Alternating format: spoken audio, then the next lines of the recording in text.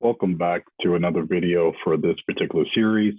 Last video, we went over infrastructure solutions. This video, we'll be doing automation concepts. So we want to understand that automation is about removing the manual intervention of a task, right? So it can be done with certain tools, of course, and technologies in an automated manner where there is little or no manual intervention required. So it just helps you with performing certain duties. I mean, you can use different tools. You can do different coding languages as well. Usually a very popular one, at least in the cyberspace, is Python, which I'll be doing videos on that as well. But we'll be covering a few things, workflow orchestration, application programming interface, data enrichment, machine learning, and just a few other things. It won't be too long, at least in my opinion, too long. But our first task under automation concepts is going to be scripting, right? So in a normal scenario, you can perform one task at a time, which isn't necessarily helpful when it has to be done repeatedly over and over, right? It can become redundant. You could feel a little bit bored, and it's just not efficient for your time as far as sort of workday. So the first option is usually keep performing the task right the manual way. With the second, you can automate it, right? So it's far more efficient. Now, different platforms have different methods of creating scripts. And for example, for Windows, you can actually create a batch file or power script, or you can create a shell script in Linux, right?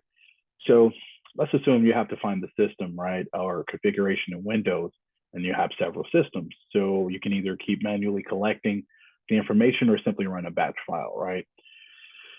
So, so what we're going to do is just run through a few steps of doing so. So let's make sure we're on the right server. All right, perfect. So let's run something here.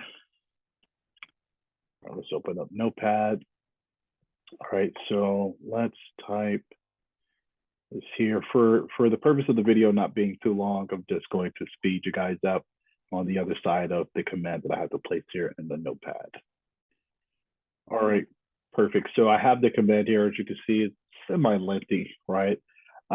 Didn't want to have the awkward, if you just keep typing and pressing enter. But anyway, so the script, it just contains a few things, right? I just want to go into what exactly they mean. So it's just this here, it just disables the command prompt when the script is running. And this, at least the title portion of it, right? This just displays the name for the title bar for the window. And let's see, this here, well, let's see.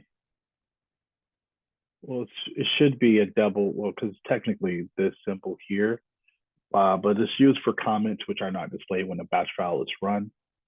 Similar to other OSs, then they have their version of doing that as far as leaving comments where you're, coding, doing some sort of coding language, right? And then you also have echoes, particularly just displays to give it text on the screen. And then you also have pause, of course. It just stops the window from being closed after the script completes its run. So it can also be run after a command.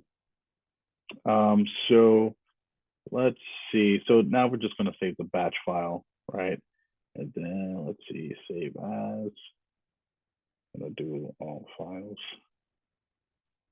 Then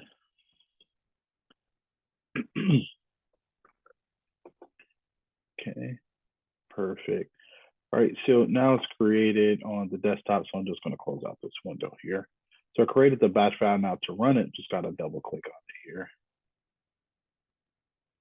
There it is. Perfect. So the terminal just starts to run it. It's going to provide us a few things: BIOS, OS name, version, things of that nature. All right. All right, so I'll just press anything just to close it out.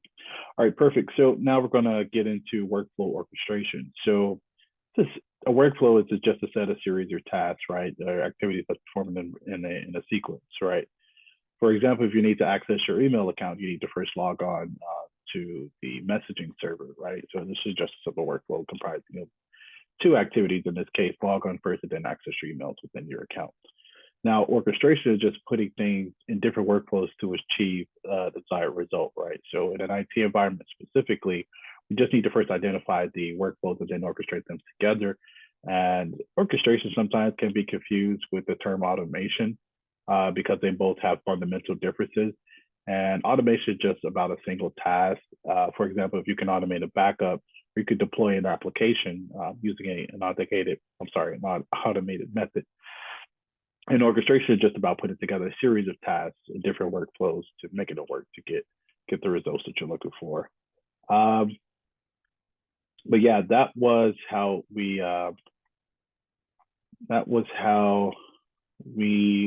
go about, particularly with the tasks we did with the Notepad automated concept, at least through Windows with the Notepad and running the batch file. And also, that's pretty much it. I mean, I was going to go over a few more topics, but I don't want to make this video too long. As far as the topic that we're discussing, I mean, I could go over application programming interface, which is a software that enables communication between two different applications, right? Automated malware signature creation, which as the name suggests, just about generating a signature based on specific malware classification, like monitoring and analyzing as far as, the differences between those, data enrichment, right? Machine learning, which is based on AI, which is a hot thing right now. Machine learning just enables the system to learn automatically and perform a task without being programmed, right? And then the use of automation protocols and standards, which is incredibly important in the industrial sector specifically. Several protocols are used for this purpose, right? So you're talking about wireless and wired, right? And particular protocols for what each of those are used for. Particularly wired, BACnet, you have in KNX, and wireless, you have InOcean and Zigbee. But yeah, this will be the end of this video as far as the automation concepts. And on the next video, we'll get into the importance of incident response. I'll see you there.